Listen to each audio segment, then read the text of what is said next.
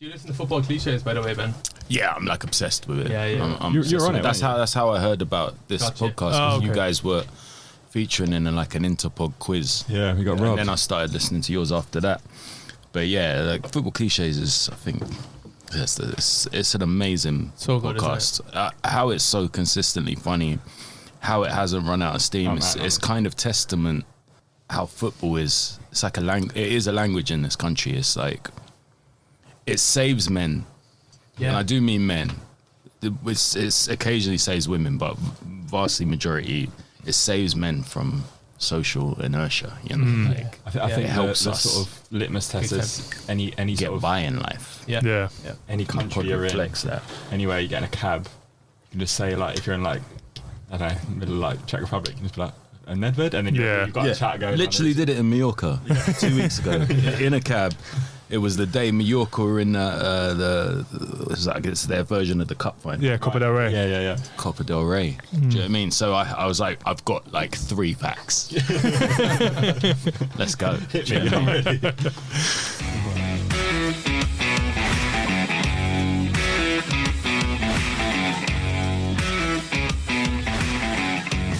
Hello and welcome to a very special episode of Career We Go, the football trivia podcast. I'm joined first by Bobby. How are you? I'm good, Joe. How you doing? Good. And Theo, how are you, mate? Yeah, very good. Thanks, Joe. How are you?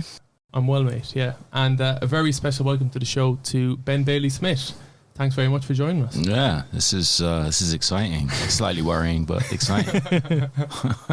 Yeah, you said you've been listening for a while. You've been playing along. So how have you been getting on in general? Yeah, like, I mean, there's no way of sugarcoating it. It's been shocking.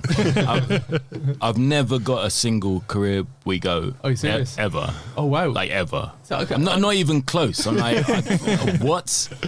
Like, it will start and you'll name the teams, and then I'm like, I haven't even heard of those teams. Yeah. So how the fuck, like, and then that dents your confidence, and then you're already on the ropes. I've never got one. Wow, that is never got one. I'm surprised at that, because I was thinking before, like, sometimes we need to go a bit easier to kind of give people a carrot where they get something right to keep them engaged. Because like one of my like close mates doesn't listen. He's like, he loves football, but he's like, nah, that's way too hard, and he really hates that he gets everything wrong. But I'm kind of buzzing. I'm kind of happy that even though you get it wrong, you still. No, I listen regularly, but I never get anything right, and when I do, it's amazing. So like, there was an episode a few weeks ago where this is the only time it's ever happened in the whole time I listened to the podcast. None of you lot got the answer except me. Okay. I got it right in there. Sheffield Wednesday and Arsenal being in both the cup finals. Yeah. I just knew it straight away, but only because that's a memory that really lives long 100%. within me. Do you know what I mean? Yeah. It's really tough, like trying to go back into these eras and remember stuff, even about my own team. It's like I suddenly realised last night that this was a terrible idea. It's going to be shocking. Well, thanks for showing up. Yeah, we'll see how you get on. So All the right. rounds for this episode will be Career We Go, of course. Our second round is an audio round. That's called Audio Mane. Doesn't work. Poor. Embarrassed to say that in front of a professional comedian. But anyway, and But then worse. we will have Take Your Pick with Eddie McGoldrick. And after that, we will throw over to you, Bobby, and you're going to take care of Mastermind for us. Yeah, we've prepared a little special round just for you, Ben. It's a mastermind of 10 questions. Crystal Palace in the 90s. Wow. Is that your sweet spot of era? You know what's really funny is when I think about falling in love with football, it is the 90s because of my age. Yeah. Like, if you're in your 40s now, the 90s was the time when you got properly obsessed. I remember snippets of the 80s. Yeah.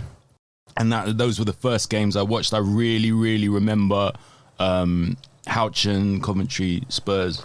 You know, that was the first FA Cup final. Yeah. I remember 1990, the World Cup. And when I was thinking about Career We Go, I suddenly realised, actually, my knowledge is largely FA Cup and international football. Okay. Because of my age, because you couldn't fucking watch football. The only football I watched was whatever was free to air. That's like. And then getting into the 90s, I don't, maybe you guys did, but I didn't know guys who had Sky. I didn't have Sky, no. And Match of the Day was like, it blew kids' minds. It was like a game. Yeah. And then you just had the roundup with like Sinstat or someone like that, which was quality. But like that's why it's called Match of the Day. It was a match. No, even like that's interesting. But like the FA Cup, it often gets talked about as like that was the pinnacle growing up. And it probably was. It was because it was on TV. It was free to air. There was a shop at the end of my street in Willesden Green that had this A4 program that you could get every cup final day. I don't know if you remember that. It was just like, it wasn't specific to either team. It was like both teams, and it would just give you every stat, interviews with players. You'd learn stuff about players you didn't know anything about. They were just these 2D heroes that you occasionally saw, and I bought that every year from 88 onwards. Like the 88 final is like imprinted on my brain. Did you get like Match and Shoot?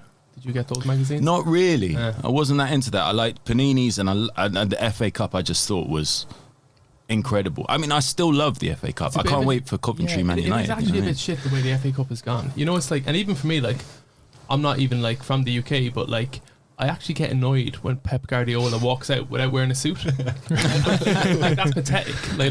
Like, but I'm actually looking at it being like, no, man, that's devaluing the FA Cup. Yeah, it's a symbol of how like that wouldn't have happened. I reckon that's probably quite a rare crossover of opinion that both you and like Sam Allardyce share or something. Yeah, like that. 100%. Yes. And I never want to get bogged down in that whole argument of devaluing. I think it's just something that's happened. No one wants to devalue the FA Cup, but because there's so much football, it just happens. Yeah. And because the First Division became the Premier League, this huge product, and because the European Cup became the Champions League, this huge product, the money behind it and the interest behind it has just ballooned, and the FA Cup can't compete. The big but is that none of those big competitions are open to everybody, and that will never change. The madness of having Maidstone doing bits against Ipswich. I watched the whole of that game. I was like, this is fucking incredible. Yeah, like that blew me away in a similar way to Real versus Man City in the first leg of the quarterfinal. Because, they're completely different qualities of football, completely different fan bases, completely different interests. One's global, one's so local. But the unpredictability of both and the madness of both had me out of my seat. Yeah. That was Ipswich, wasn't it? Ipswich, yeah. That was a mad game. Yeah, you know what that, like, I get into like these, disputes with my wife about like watching football because I watch way too much football. Same. And we were in Mexico. She's from Mexico. And that game was on, but that's 6 a.m. locally. So I'm getting out of bed to watch it, and she's like, "What's this guy doing?" Like Maidstone, Ipswich, 6 a.m. Yeah. And I'm like, I know that's crazy. And if I were to look at that and think, okay, Ipswich are going to win 5-0, I'll go back to bed. Yes. But like obviously Maidstone won it, and then I'm like, this is what you're missing. Like this is why I'm addicted. You've got to explain why that's exciting and important to your wife. I've done it so many times. But yeah, she'll walk in, she'll be like, women's football, are you taking the fucking piss? Like, mate, I'm on your side here. I'm rooting for your lot. Did you watch the Maidstone game? Was it post-marriage? I think it was in the middle, mate. Right, the honeymoon period. In between the vows. Just checking the scores. Theo, how do people get in touch with the show? Yeah, so you can obviously follow us on Twitter and Instagram at CareerWeGoPod. And we also have an email address as well, which is careerwegopod@gmail.com. Are you like a Premiership guy? So you're just calling it Twitter, you don't care about Elon Musk? The rebranding. Yeah, I'm not calling it X. Not calling it Twitter. He's been onto us, but we're like, so let us know if we made any mistakes. Let us know if you've got any questions you like read out, our Far Fan Zones that we feature regularly. And we have literally just set up a Discord channel, which it's popping off. No idea how to use it, but thought it'd be quite a good idea at the time to maybe share some trivia on there, do some maybe picture rounds and stuff, but we haven't got around to it. But if you join, we will get to it. Also, if anyone knows how to use it. How to use it, First person to leave a message there will give you 100 quid or something. Yeah, just get it. Easy. Ben, you don't know anything about Discord, do you? I've just heard about it now for the first time. So I'm definitely the last guy to The last ask. time I checked it, we were losing followers. Okay. Which is completely We weren't on a high number to start with either, so but it'll grow. But we will get going with that soon. But we're also relaunching the website as well, careerwego.com, where we play our daily trivia game. So do stay tuned to our socials, and we'll update on that soon. Okay, lads, ready to get cracking? Let's go. Let's do it. Let's do it. Okay, round number 1 is Career Week Go. Oh, fuck. So this is Ben up against Bobby and Theo as a team. Okay, so it's Career Week Go versus Ben for today, which is on the surface blatantly unfair. But some of these might lean slightly towards you. Okay. So let's see how you get on. That's nice to know. As usual, just jump in first. Whoever gets the right answer takes the point. Mm-hmm. This player started his career in 1979 and he retired in 2000.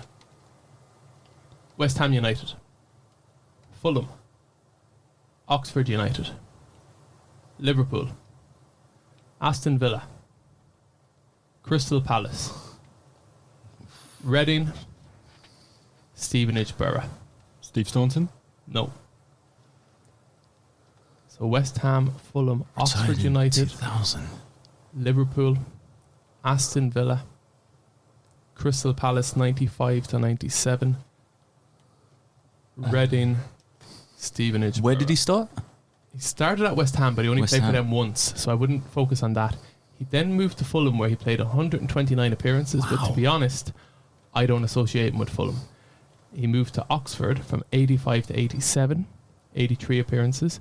He then played for Liverpool from 87 to 92, 153 appearances.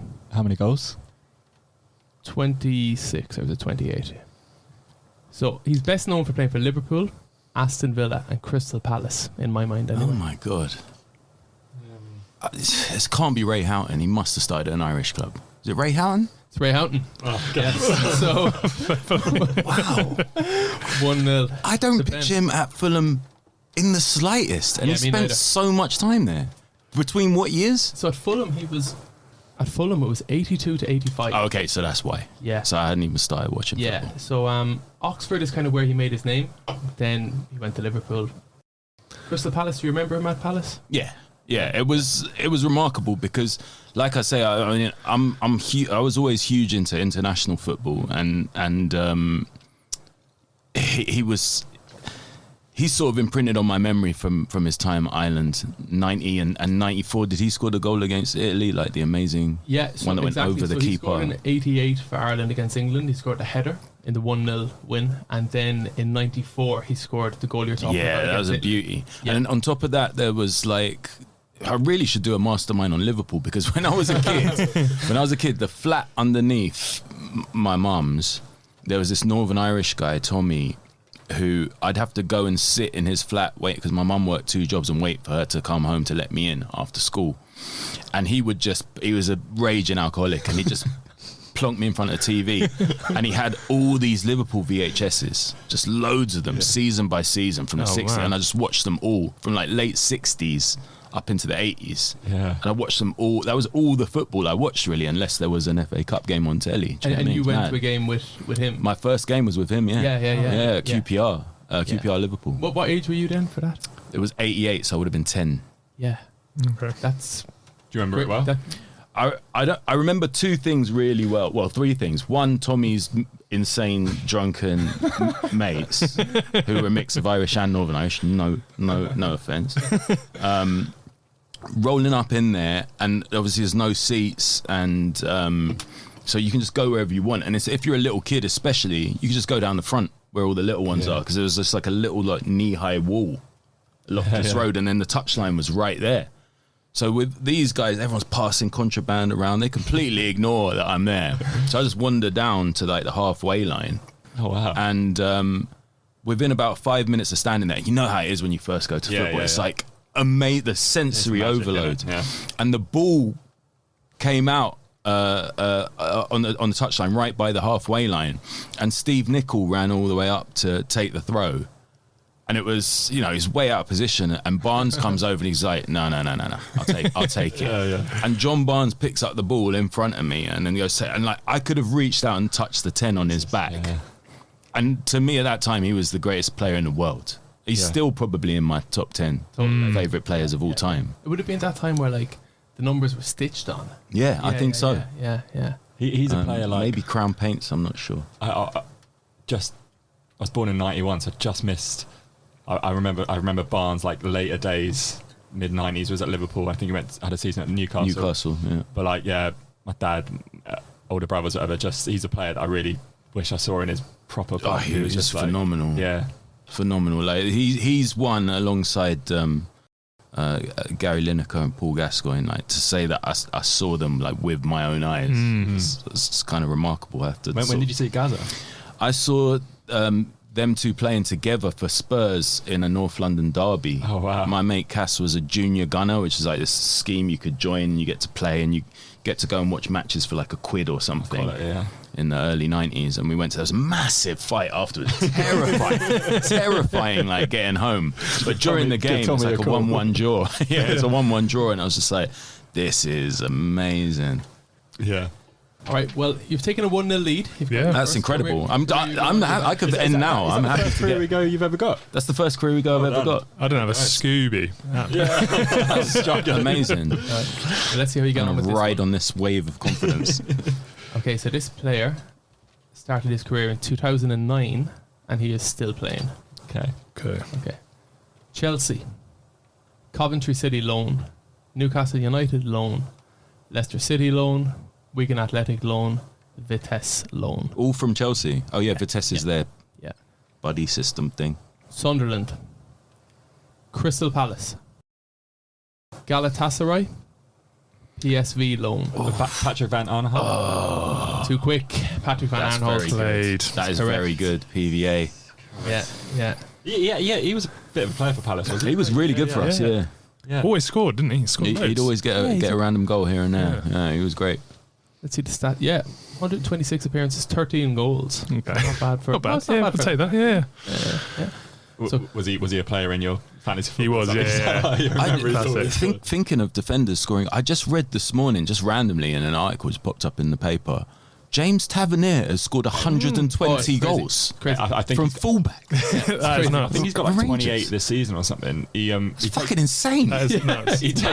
he takes free kicks and penalties, and I genuinely think, and I only missed one the other week, I don't think he's the best penalty taker in the world. I watched the Old Firm the other week. I don't know if you saw it, but just the most entertaining game for every reason. There was scraps, there was mistakes, there was goals. It was fast paced.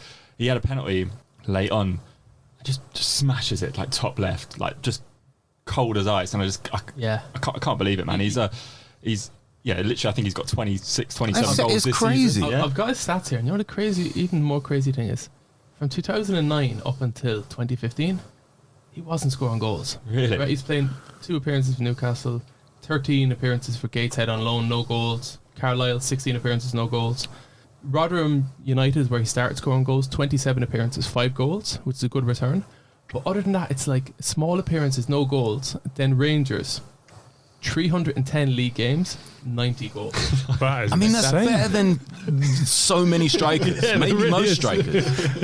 Like 1 in 3. Bonkers. Like off the top of my head, that is like definitely better than like Shane Long's. I reckon Comfortably. that's a safe bet. Yeah. I bumped into a Celtic mate the other day and I was like, what are you so happy about? He's like, did you not hear Rangers losing to Dundee? I was like, it's probably because fucking Tavernier's not defending. When does he defend? When's he got time? There's always a gap down the left. His position is still right back, because remember with Gareth Bale, like his position for a long time was left back. Yeah. But then after a while, it's like the best kid in the You got to push him up. You got to push him up. So you just say like you're not a left back. You're a forward. He does play right back though, doesn't he? But with like, James Tavernier, like it just says position right back. Yeah. Like, when do they have a chat and say, look, man, just take the number 9. Like just go up front. What percentage of his goals are penalties? Because is it like that's 50? the big question. Yeah. It's high, but he's free kicks he scores as well. Yeah. Like, But even the fact that he's a penalty and free kick taker as fullback, I mean, I can't, since maybe Dennis Irwin, I can't think of one. And it's like David Unsworth, he had a couple pens in his locker, didn't he? Yeah. I don't think as cultured as Tavernier's right boot. And is he in his 20s still? he's 32. Oh, he's 32. But I think he'll probably have a chance of being. I mean, he'll already be, if he retired tomorrow, top 3, maybe highest scoring defenders of all time. Must be. But he might have time to get to the top of that list. I can't believe it'd be bigger than 130. I can't think of anyone. 130. Do you know who else is incredible? Hierro had a lot of goals. Hierro is up there, I'll definitely. check his Ronald Koeman. Yeah. Yes. So 500. He played midfield a bit though, I think. Koeman. So if you look at Koeman, defensive midfield for Barcelona, 192 appearances, 67 goals. Yeah, wow. Jeez, That's crazy. There was also was it an Argentinian guy, Passarella? He's managed him, Daniele something like that. I remember he scored it. Steve Bruce. I bet Ramos has got a few. Sergio Ramos. Yeah, because he used to take pens as well towards the end of Madrid. He had like a couple of Panenkas towards the end. Love Sergio, man. Not bad. I mean, he's got a lot of caps. I mean, Real Madrid 469 appearances, 72 goals. Yeah, wow, that's insane, man. Spain 180 caps, which is crazy, 23 goals. So but still not Tavernier levels. Yeah. Move over. That's mad. Okay, moving on to player number 3 for career we go. Right. This one is going to be a little bit different, and this is just going to be Ben against Bobby. Right. So Theo, I've got you an extra question later. Yeah, no, don't you worry about it, mate. So this player played for 9 clubs throughout his career. Okay. And he is Jobi McAnuff. God. So I want you to take a minute or so to have a think, see how many clubs you can remember who Jobi McAnuff played for. You go head to head against each other, and you will get a point for each correct answer. Very pleased I'm not part of this question. First one you get wrong, you are out. Jobi McAnuff, I'm on his Wikipedia here. Joel Joshua Frederick Melvin McAnuff. It's like a classic Caribbean name, like Frederick Melvin.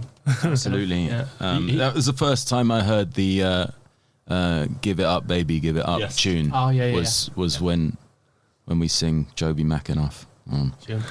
He's quite a prominent pundit. He is. Extremely handsome man. Yeah. Very handsome and with an unbelievably deep voice. Like he might be, Teddy Pendergrass, or you could imagine him as a soul singer in the 70s. When he's on, it's hard to do, but it's so basic. It's like down there, but he's actually really intelligent, even though it's like down. It's like Vader or something. He's great. Yeah, he's a smooth operator. Yeah, Unreal head of hair as well. Yeah, impressive guy all around. Yeah. Prick, man. He's good.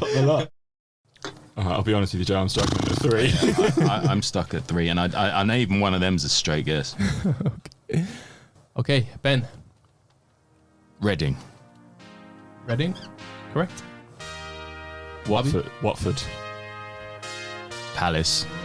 Crystal Palace, correct. Cool, that is me out of road. I don't know if I'm remembering this right or it just sounds right, but Cardiff. Oh, that does sound right. Cardiff City. 2004, 2005. Yeah, 43 appearances. Showing your quality there, Bobby. Straight into my guesses now.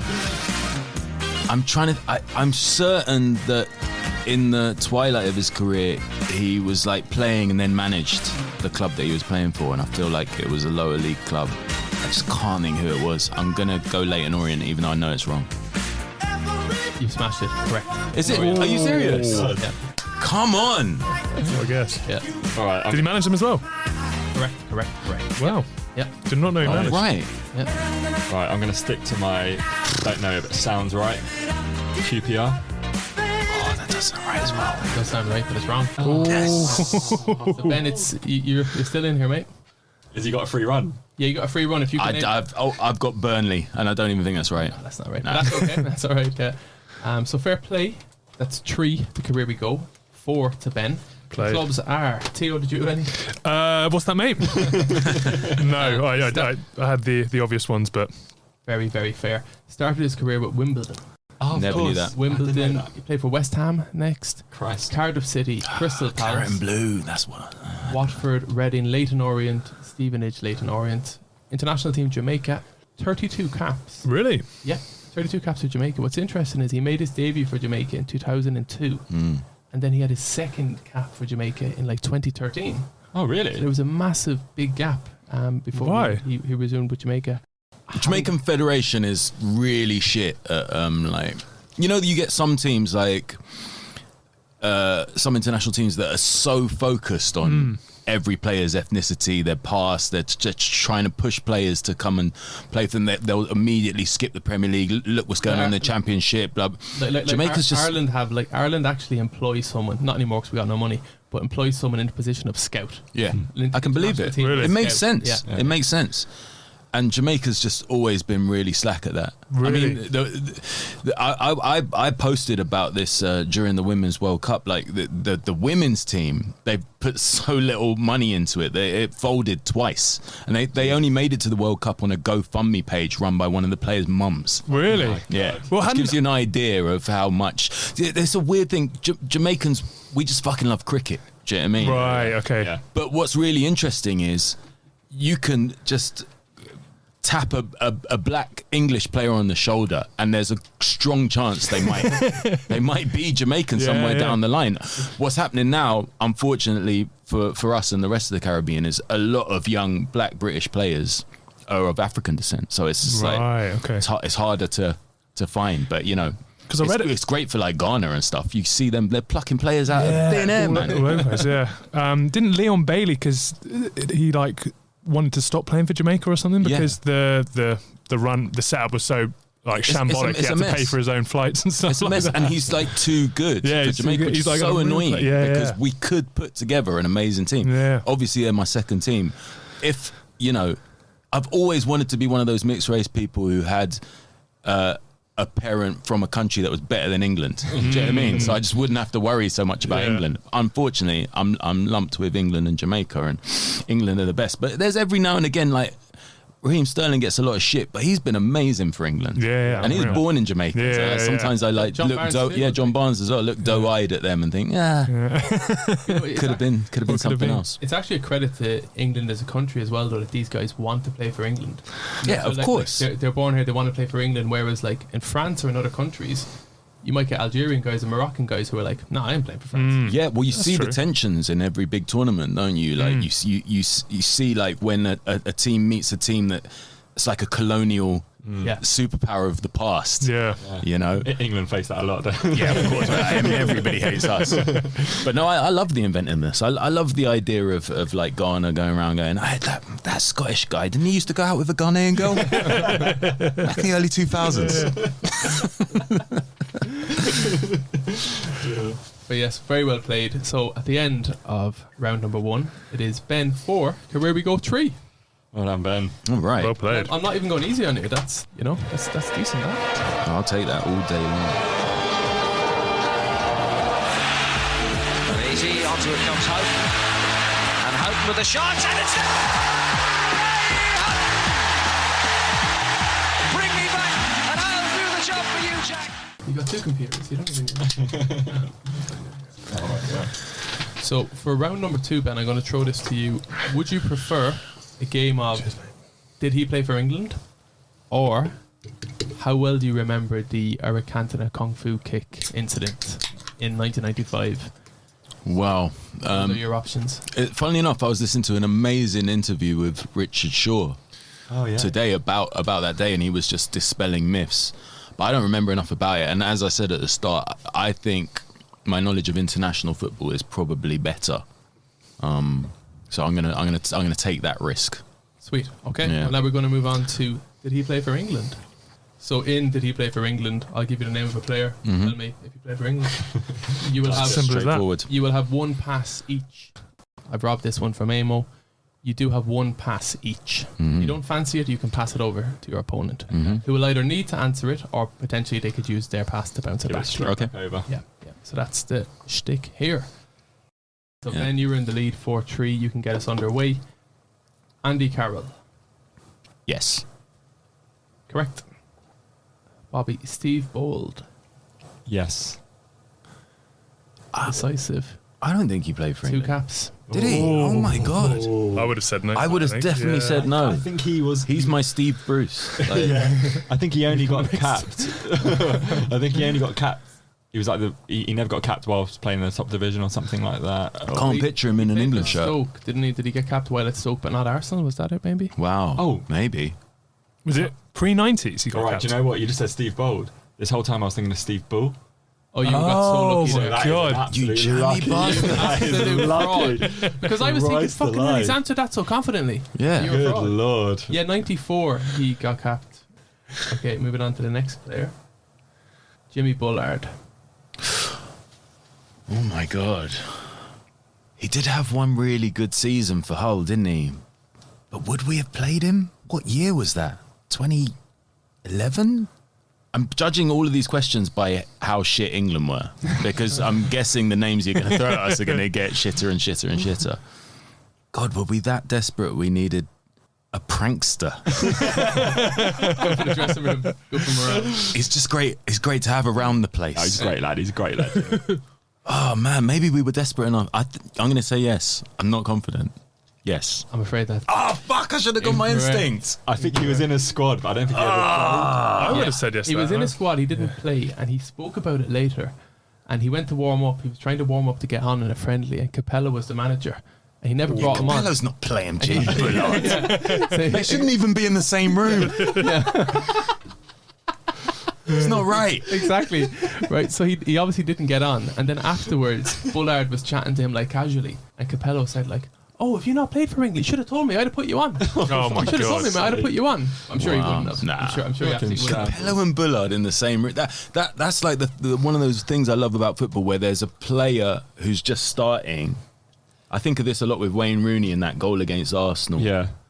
And some of the players who are on the pitch with him who are from an era, a completely different era, really. Yeah. You know, the era of like my very young childhood, and the fact that they ever played together blows my mind. Yeah. You You know, know that game you mentioned, the QPR Liverpool? And you know Kenny Dalglish was on the bench for Liverpool that holy day. shit! Yeah. There was 88. I could have seen Kenny Dalglish. Yeah, so Kenny Dalglish, I think, basically stopped playing for Liverpool at 86, 87. And he was playing manager for a bit. Yeah, I think it was 87 he kind of stopped playing. But I think Right. his last appearance was technically 90. But he used to put himself on the bench, but he'd never be on.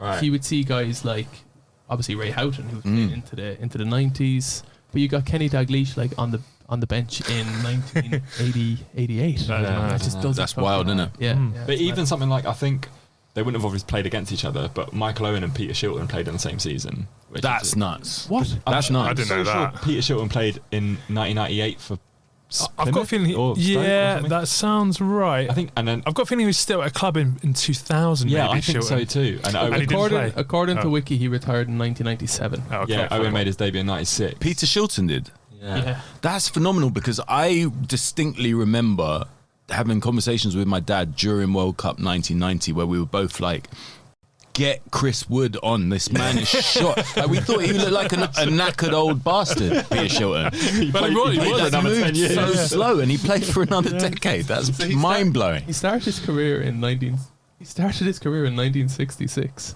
Peter And Shilton. he retired in 1997.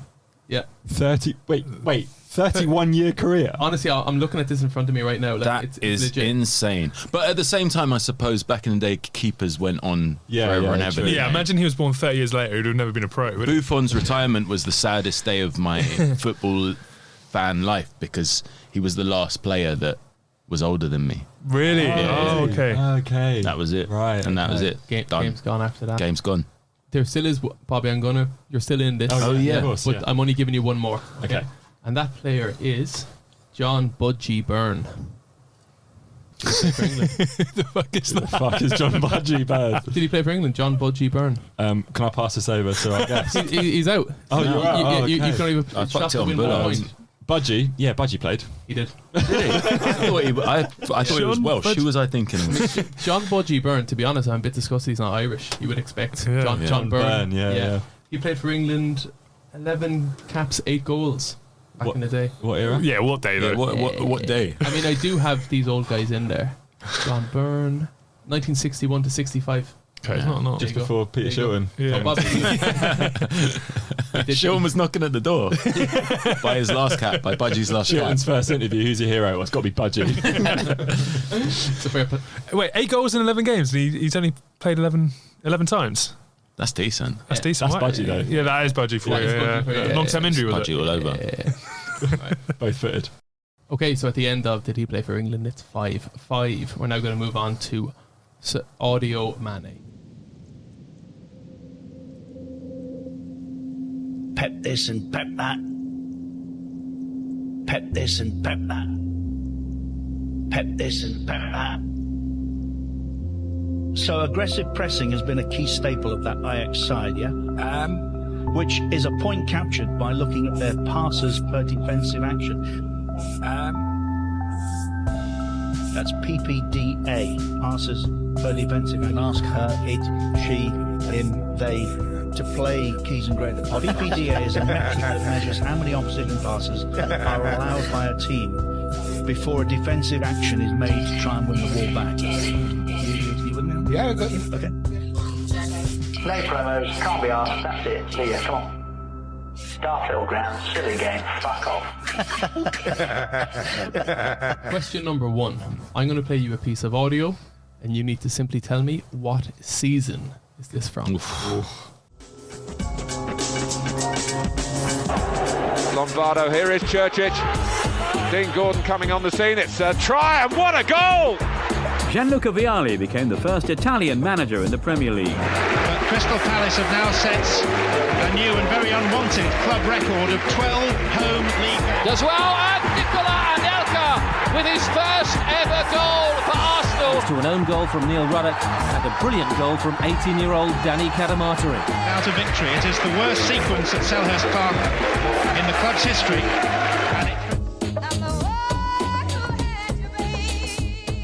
Tune as well. That's lovely. Is the song of the same year as well? That's a lovely bit of detail. Yeah. I'm going to go for 98-99. 98-99. Bobby? I've gone for 97. Oh, fuck. That's correct. That's correct. That is correct. Shit. Yeah. That is correct. Do you remember any of those moments? I remember Lombardo. I knew it was 98, but wrong season. The Ruddock thing, what was that? That was Ruddock was just mentioned in passing. Oh, I It was see. Danny Cadamarteri scored his debut goal for Everton. Yeah. He kind of broke on the scene. Yeah, the Lombardo I knew was 97, 98, and the should have got that. Vialli. That's poor. Yeah. Vialli was player manager obviously at Chelsea. Poor took from me. over from Ruud Gullit. And the first goal I only saw the other day, but it's the best Premier League goal that I had never seen before. Dean Gordon for Crystal Palace against Bolton. Sasa Surcic has the ball and he cuts inside. He's like, good bit out, right? He's on his right foot and he's trying to shift it onto his left, but his touch is too heavy and he clearly gets a shout. You know when you're watching on TV but you know the player's got a shout? Yeah. Like, and Gordon just like runs onto it. I don't know, it's like 40 yards out and just rifles it in top corner. Like, unbelievable strike. And I'd never seen it before. Yeah. Remember that? I didn't really know him, but he had a long spell at Palace. Yeah, he was there for a while. Yeah, he could ping it. He was known to ping it, but it very rarely nestled. Was it like a 1 in 300 ratio? Yeah, so like the Danny Butterfield hat trick. It's an outlier. Yeah, so that Danny Butterfield hat trick, I think I've heard that it was Neil Warnock's wife or something that had a vision. Yeah. So is that true then? He did actually score a hat trick. He scored a perfect hat trick against Wolves in the FA Cup. Mental. Barely scored before or after. Right. For anyone. And did he play him up front? No, he's a defender. It was just like we were chasing the game a bit, and he just kept going on these mad runs, and it was just one of those nights, where it's just like weird shit happens. Danny Butterfield gets a hat trick. Butterfield, yeah. What a name. Okay, moving on to question number 2. This is a mystery goal. There's 2 points on offer here. So I just need the game and the goal scorer. Game and the goal scorer, okay. Game and the goal scorer, got it. Right. I'm down. And it'll be a blast from Matagol, as they call him, Aristuta. No, it's not. It's Veron who's played it. But it's a great goal. It's 2-2. Yeah, I have absolutely no idea. I'm guessing it's my first thought was an Italian game, but then why would we have this commentary? I'm guessing it's European competition, maybe Champions League, but I have absolutely no idea. Okay, pass from Ben. Bobby? I think it's England-Argentina 98 World Cup. Oh, of course, it's international. I cannot remember who scored, so I've just guessed Ortega. So, Bobby, you're going to get 1 point for that. Right. The goal Is the Michael Owen game? Yes, the Michael Owen game. Yeah. Of course it is. The goal scorer who I beeped out. Do you know Theo? Would it be Zanetti? Zanetti. Well, that's good. That's so good. it was an incredible free kick. I remember it very well. So Batistuta is shaping up to hit it, and he's taking this big long run to as if he's going to absolutely strike it extremely hard. Then he passes it to Veron, who slides it into Zanetti. That's my god! And I left in the commentary because that made it 2-2. Of course, it's Argentina. I didn't even make that connection with Veron. I just I never think of him in Argentina. That's really annoying because that game was. It was iconic incredibly emotional. There's so many other things I remember from that game, but clearly not that bit. The Sol Campbell disallowed goal. Yeah. John Barnes and Ian Wright in the crowd. Remember that? Really? I don't remember that. For ITV, they were like roving reporters in the stands, and they cut to them after the Michael Owen goal, which was just a phenomenal moment. And they're just jumping around, screaming and swearing. Oh, really? There's nothing that they can say. That would have been. So you would have been what, 1920 or what? Yeah, that's perfect age. Time, like bear in mind, like 96. I'm in pubs for the first time. That Euro 96 was just huge. Yeah. And then 98 was just even crazier because we had these morning games and lunchtime games. Good, man. Brilliant. So, Bobby, you did well there to get half of that correct. Moving on now to the next question. This is a mystery voice, okay? So I'm going to play you a piece of audio. You need to tell me who's speaking. Then he falls on top of the ball, and Hazard's trying to get it, and then he pokes it through the other side, because he's like, come on, we've got to get on with this. I can't think what is going through that ball boy's mind. Apart from he's going to be a very famous boy now, and trying to waste time for his team. Wow. The first half sounds like exactly like Bradley Walsh, and then second half I feel like I know him, but I remember the moment. I know what he's talking about. I'm going to give you something here. This player played for, he's an England international. Oh, he's a player, ex-footballer, and he worked on Sky Sports. He didn't play for England too regularly, to be honest. Got about single digit caps, but he worked on Sky Sports for a period. Can I hear it just one more time? Yeah. Then he falls on top of the ball, and Hazard's trying to get it, and then he pokes it through the other side, because he's like, come on, we've got to get on with this. I can't think what is going through that ball boy's mind. Apart from he's going to be a very famous boy now, and trying to waste time for his team. That's mad. I have no idea. It's so close to certain people, but I know it's not them. Like, it's got a touch of the Joe Cole, but it's not Joe Cole. It's got a touch of the Tim Sherwood, but I don't think it's him either. It's like he doesn't sound like a full-on sort of footballer. Like Joe Cole's a bit more astute, and Tim Sherwood's a bit dumber than him. Was it Swansea? It's somewhere in between the two of them. So the incident was the ball boy incident where Eden Hazard. And by the way, that was just a short clip of it. This guy, the rant just keeps going. Yeah, but you know what? He's bang on with all of it. He's just hammering the ball boy. He's like, what's wrong with that guy? He's like, of course Hazard wants the ball back. And he's like, look back at it. He just kicked the ball under him. Yeah. Are you gonna pass on it? I'm gonna pass. Can I pass it over to Theo if he knows one? I know. I had a guess that Joe immediately dismissed. I'm gonna randomly guess Jason Wilcox. Don't know why. All right, I've never even seen him do punditry. I'll do it around. Might as well guess. I'll go. What's his name? Something Walsh. Bradley Walsh. Bradley Walsh. I know him. Steve. No, what's Paul. Paul Walsh. Paul Walsh. Paul Walsh is not correct. The answer is John Salako. That's John Salako. I've actually had conversations in person with John Salako, but I've never heard him that animated. Wow. Next time you see him, just bring up the ball boy incident and just get him going. That's John Salako. Wow, that's blown my mind. Yeah, 5 caps for England. Crystal Palace, just rub it in there. 215 appearances for Palace. Yeah, amazing player for us. I mean, he was definitely one of my heroes growing up. He'd make things happen.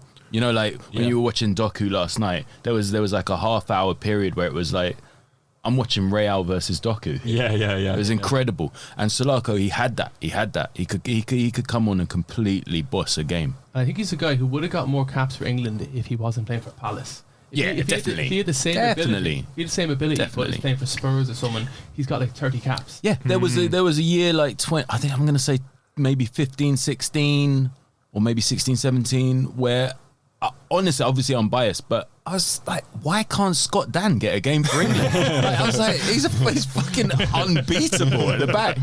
But there is that fashionability thing that goes on. It definitely happens. Yeah, There's a big club. And with foreign players, like Tomori can't get a kick. As soon as you leave England, you're fucked. Yeah. Like even remember Owen Hargreaves? Yeah, 2002, he was like England's best player. But at first he was getting booed. Yeah, people hated him. In Germany. Yeah. It's like, oh, this guy's. You're like, no, he's on your team, man. He's a sick player. Like, get behind him, and he was like the best player on the team. Yeah, absolutely. Yeah. So John Salako, we think he deserved better, but in any case, it's still 7-5. Damn it! I feel like I've missed some open goals in this Moving quiz. on I'm annoyed. to the next one. So here I'm going to play some famous football commentary, but some of the audio has been beeped. I need you to fill in the blanks. Okay. You get a point for each correct answer. Right. There are 3 points up for grabs here. So this one's going to go by quite quick. You might need it again. Okay. Striker! Eat that! And another! Bing bang, stick it in! That was liquid football! Did you see that? He must have a foot like a traction engine! One more time. Happily one more time. Striker! Eat that! And another! Bing bang, stick it in! That was liquid football! Did you see that? He must have a foot like a traction engine! Must have a foot like a traction engine. Oh. Have you got 3 answers? I've got 3. I don't, but I've got 2. Okay. Ben, I'll come to you first. So, what have you got? I've got twat, shit, and that was a goal. Very, very enjoyable. You got 2. Got 2 there. Bobby, what you got? I've got twat and Baggio. So that takes Ben to 7. Bobby to 8. So closing the gap here. It was, of course, the first one. And another! Bing bang, stick it in! Thank you and good night! Thank you and good night. That's very good. And then after that, it was And twat and shit. Shit, yeah. And another is hilarious as well. Is that brass eye or the That's day to day? day to day? Okay, yeah. Okay, so at the end, Like all the fucking things he was moving around. Yeah, explaining the World Cup group stage. It's like incredible. Okay, so at the end of round number 2, Audio Mane, it is Ben Bailey Smith 7, Career Go 8. I'm just, you know what? I'll tell you what. If you ask Smithy before the quiz, Bite your hand off. I'd bite your hand off, bite it right off. I don't know what that ball boy's did.